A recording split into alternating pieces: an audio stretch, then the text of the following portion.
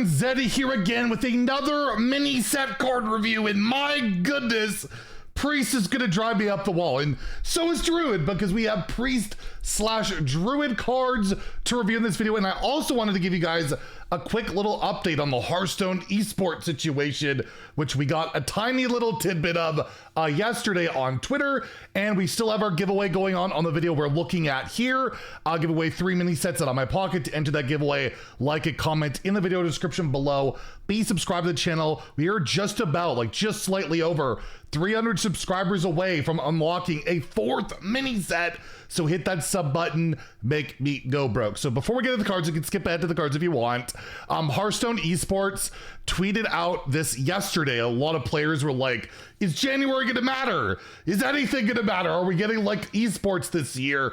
Well, they tweeted out, happy 2024. We hope you're digging the delve into Deepholm reveals. To everyone prospecting, we wanted to give you the scoop. Competitive points start this year with the February leaderboards. Full details are coming soon after the mini set goes live. So basically confirmation that we will get a Hearthstone World Championships this year. Will it be less money, less events than last year? We don't know. The only thing we do know is February will apparently matter. So if that's something you're interested in, going for that high ladder climb, I guess don't worry about it as much in January. Go all in February. But once the details are all out, I'll probably provide an update on it so you guys are aware of it. And plus that means, more drops and all that good stuff, right? So that's usually a good thing. Anyways, on to the cards. What do we got here? Well, starting off, we have the Pendant of Earth, a dual class spell for Priest and Druid. 3-mana nature spell. Discover a minion from your deck. So not amazing. And we already have that Forge card for Priest that can get 2 copies. This is going to draw it from your deck. It's not a copy. You just draw it. But on top of that, you will gain armor equal to its cost. So what was everybody hoping for with Priest? A lot of people, including myself, can be a bit annoyed by Priest.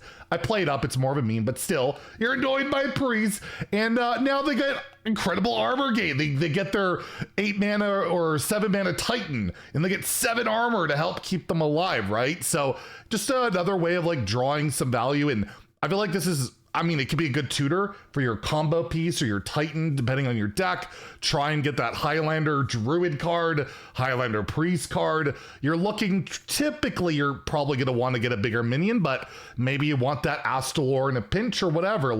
I could see it seeing play, especially those Highlander decks that only run, 1 copy of each card. Just a nice tutor thing, a little bit of survivability, and I think it'll be solid. I don't think it's going to break the game in any way, but I do think this will see play again. In particular, those more limited Reno Highlander decks that, they're limited in draw. You can only run 1 copy of each card unless you're doing the whole, I'm playing duplicates, and then just hope that I don't have duplicates when I really need a Reno or Elise or Riastraza, or get your new elementals, right? We're getting that Highlander legendary. So I'll go to 3 to 5 in standard and wild. In wild, where you have combo pieces you might want to tutor, there is some real validity to this card. So yeah, I'll give it a 3 to 5. I think it will see some play in both formats. And next is the card I'm talking about with power creep.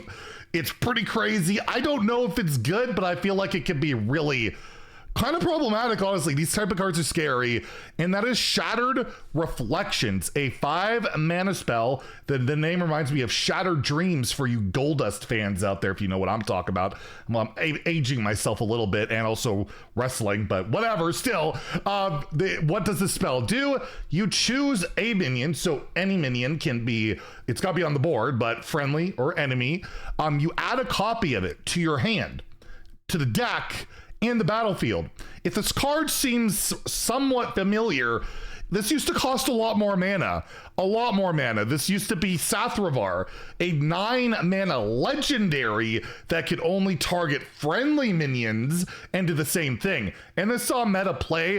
There was Shirvala OTK Paladins that would play Shirvala for 0, then Sathravar it, and then try and Holy Wrath it later, and they add it to their hand, and they could play it and get insane healing. And it even saw play in Wild in like Aviana, Sathfar, Malagos decks where you get multiple Malagoses. So you would typically, the thing you needed to do with that was cheat a lot of mana, right? That was the main way it saw play. Well, when it's 5 mana, you can probably just play it on a minion. And when you're playing Druid, which has like innervates and, you know, ways of discounting your spells in hand, this could be less than 5 quite a bit, as well as in Priest, where you have your Love Everlasting legendary spell.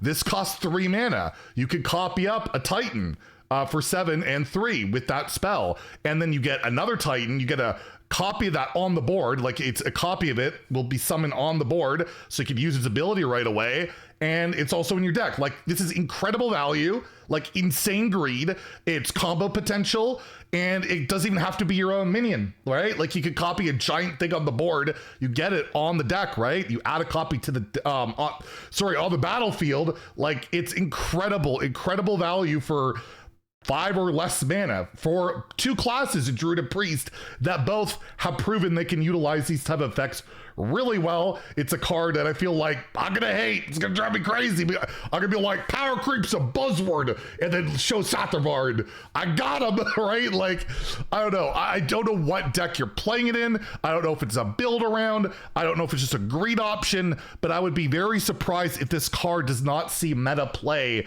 in both classes. It could just be one class or whatever, but still, look out for this one. I'm gonna give it a 4 to 5 in standard. I really think it's pretty nutty. 5 mana, insane value, and these are classes that can get away with that type of greed and kind of flourish with that type of greed. And only against, you know, aggro it'll be a bit weak, but, you know, those classes already have board clears and all sorts of stuff to deal with that armor gain. Yeah, look out for that. And in Wild, I'll give it a 4 too. The combo potential, although Sathrar might still be just better in Wild because it's a minion, right? So Aviana makes it 1, and the battle cry as well is relevant, right? Like, say you Bran or whatever, that's an upside. So there is some, you know, it's not a direct comparison, but my goodness, yeah, pretty crazy card. I'll give it a 3 in Wild, 4 in standard, but look out for this one. It's kind of terrifying. And lastly, we have the only straight Priest card, so not a Druid card, and it is a new Forge card. A 4 mana, 4/4 elemental, also quick draw, which is a lot less exciting, but it has lifesteal. Quick draw deals 5 damage. That can go face, so that's nice, I suppose.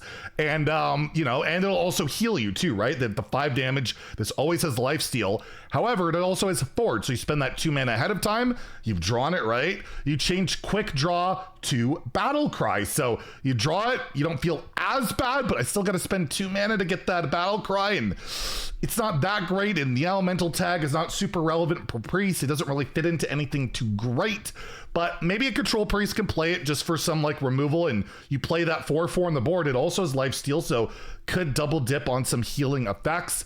I just don't think it's worth hard running most of the time. It's got that quick draw problem of like, unless I draw it in that right moment, I'm not feeling great, and then I have to spend 2 mana to make up for that. And that we all know how clunky it can be to get that 2 mana Forge in to make it feel worth it. To me, this is like a good arena card. Like, it'll be a nice tempo removal. We see that in Death Knight has the 3 mana 3/3, which you can forge and then you gain a bunch of corpses. That sees a lot of play in arena, not really on ladder, and I would expect the same thing to be true with this card. I don't see it as a major ladder player, but not the worst thing in the world. At least it makes, you know, quick draw not feel as bad by adding Forge to it, but tradable still probably feels a little bit better. Anyway, so 2 out of 5 in standard Wild for these cards, and there are more reveals later today. I'll have the schedule up somewhere. There'll be Druid Warlock in like 15 minutes, 10 minutes, 5, like pretty much is what you watch this, and then Warlock Mage. So we'll have another review. I'm going to do one more at around 11 a.m. So stay tuned for that. If you enjoyed the video, please like and subscribe. Have a great day and stay salty, my friends.